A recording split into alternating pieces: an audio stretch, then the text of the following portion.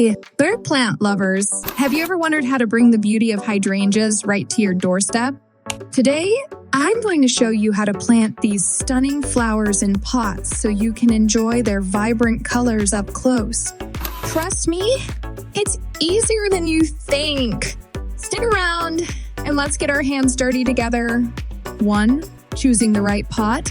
First things first, let's talk about pots. Hydrangeas love space for their roots, so pick a pot that's at least 18 inches wide and deep. That way, they'll have plenty of room to grow and flourish. And don't forget, drainage is key. Make sure your pot has holes at the bottom to prevent water from sitting and causing root rot. If you don't have holes, you can easily drill some yourself. 2. Selecting the right soil. Next up is soil. Thrive in rich, well-draining soil.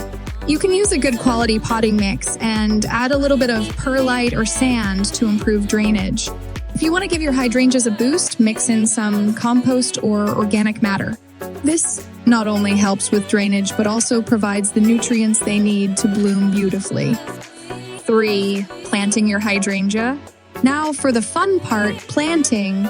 Gently remove your hydrangea from its nursery pot, being careful not to damage the roots. Place it in the center of your pot and fill in around it with your soil mix. Press down lightly to eliminate air pockets, but don't compact it too much. Hydrangeas like a little room to breathe. 4. Watering and placement. Once your hydrangea is snug in its new home, give it a good drink of water. Hydrangeas like to stay moist, but not soggy. A thorough watering now will help the soil settle around the roots. Find a spot with morning sun and afternoon shade. That's where they'll be happiest. If you live in a hot climate, more shade can help protect your plant from scorching.